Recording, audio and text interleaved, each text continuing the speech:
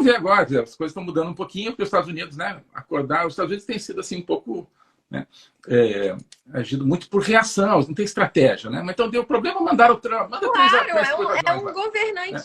é um governante fraco, né, ministro? Que Fraquíssimo, tá sendo... fraquíssimo.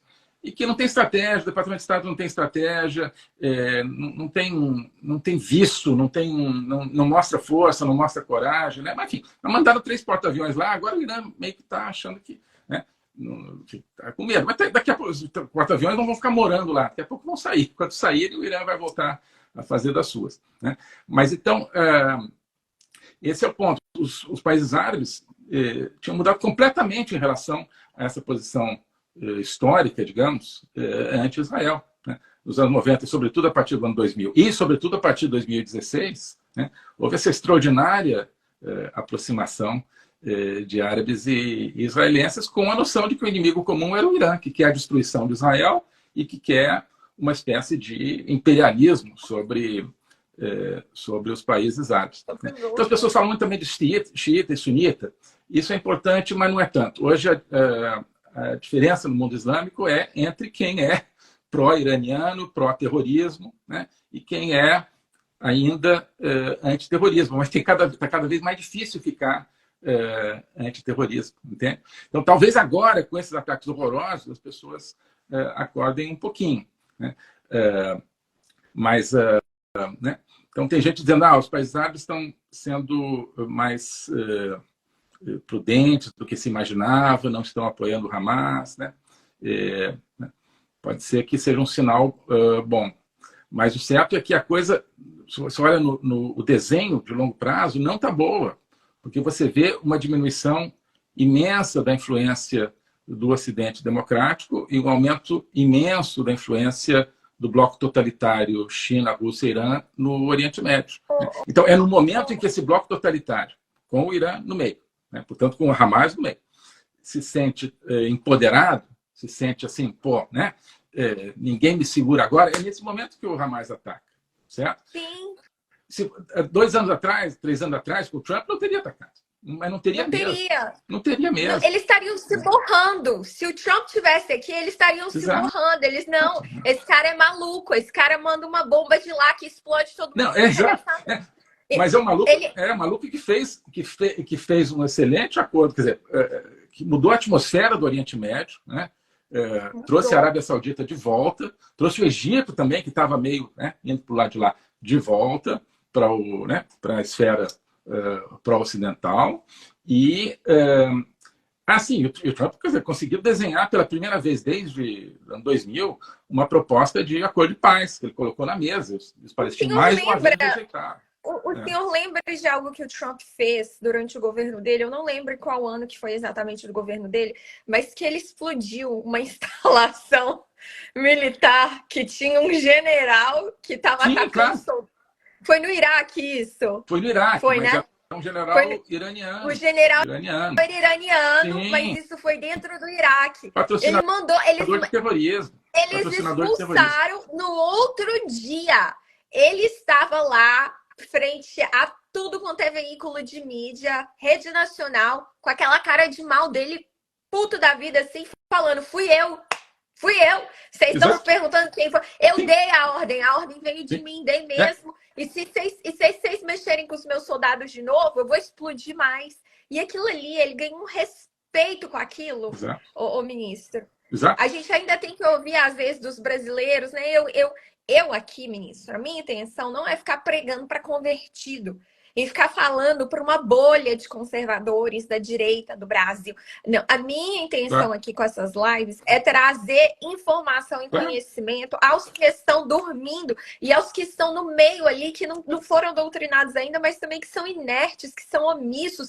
E sabe, ministro, e essas pessoas que às vezes acreditam nas narrativas, pensam que os Estados Unidos com um presidente bobinho, senil, entendeu? Que não sabe nem, que não consegue nem andar de bicicleta, que ele num governo de um país como esse aqui não vai trazer ameaças imperialistas aos outros países e que, portanto, o mundo vai ser um lugar mais pacífico.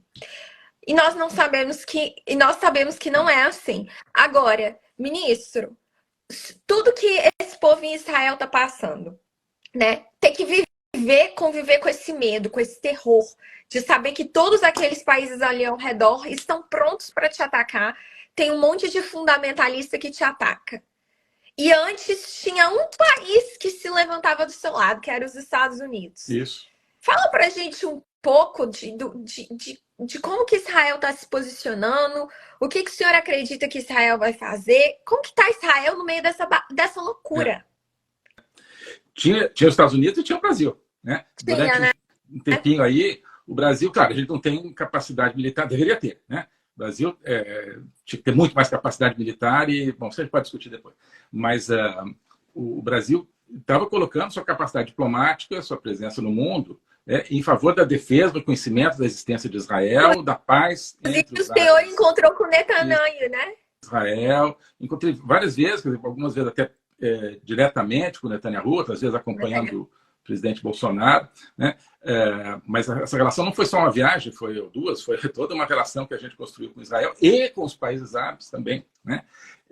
Ao mesmo tempo que a gente contribuiu para isolar o Irã, né? Você tem que isolar a fonte do problema e para tentar solucioná-lo, né? Isso é que vai resolver o terrorismo, né? Não adianta achar que o terrorismo brota do nada. Não, o terrorismo brota porque o Irã está, do Hamas, porque o Irã está por trás, entendeu? Né? Isso não tem que ter dúvida, não. E o Hezbollah também, a mesma coisa. E eles nem estão escondendo isso, né? E a China e a Rússia estão totalmente nesse barco, um pouco para trás. Não estão ali aparecendo, mas estão... a Rússia está aparecendo, a China um pouco menos, né? Então... O problema está, assim como o crime organizado também, está nos chefões do crime organizado, né?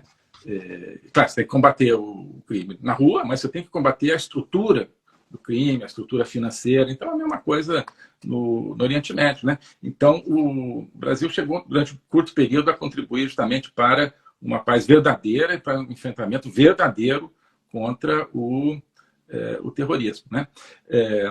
E agora você está vendo justamente num período de... Essa coisa de pegar mole com bandido nunca funciona.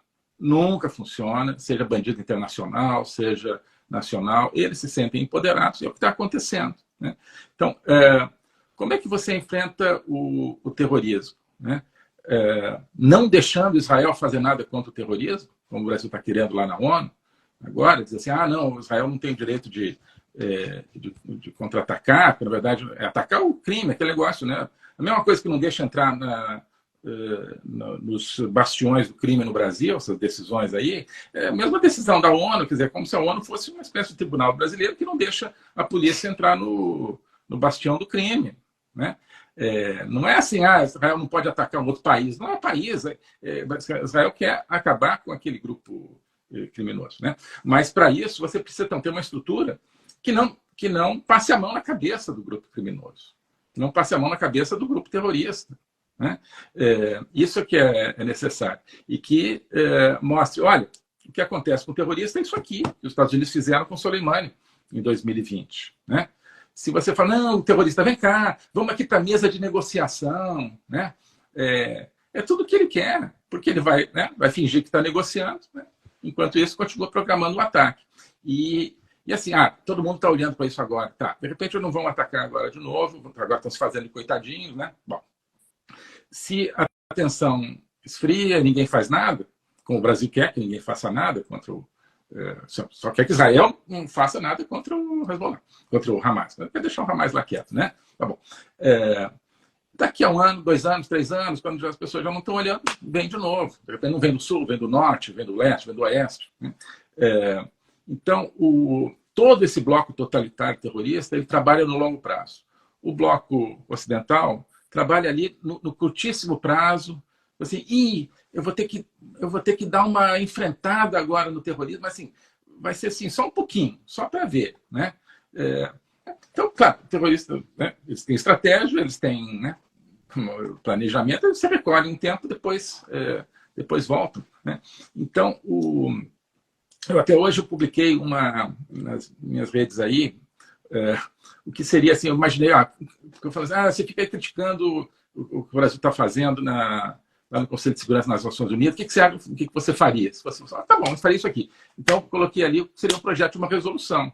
Né? E uma das coisas seria você criar, as Nações Unidas então criar algum tipo de mecanismo permanente de combate ao terrorismo, que não tem. Né? Que não tem. Quem quiser ver, ela está no meu... Isso é uma sugestão fenomenal, ministro.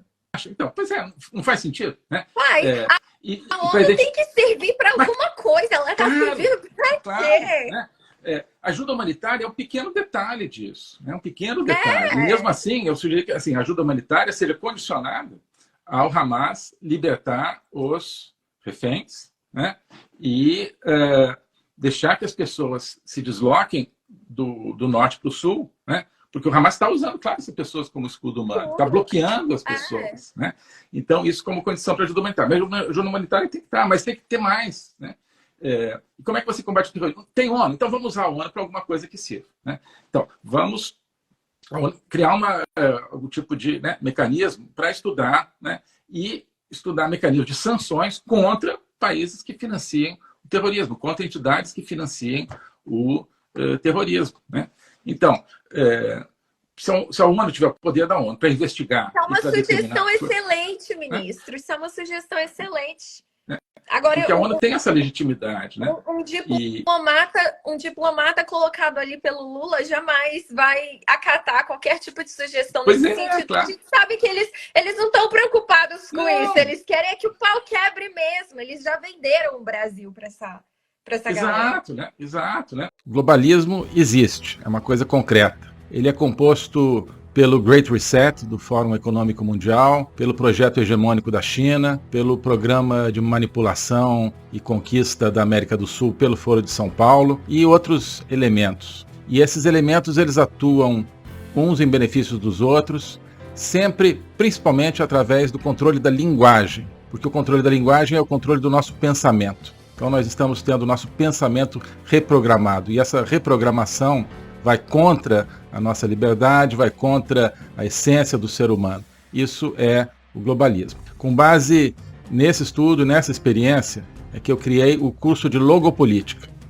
Toda semana eu dou aulas sobre geopolítica, literatura, filosofia, cultura de um modo geral, tudo isso em conjunto formando um espaço de conhecimento que eu denomino a logopolítica, para nós não apenas entendermos a ameaça do globalismo, mas podermos nos contrapor a ela. Se você quiser entrar nesse projeto de conhecer o globalismo e enfrentar o globalismo, clique aqui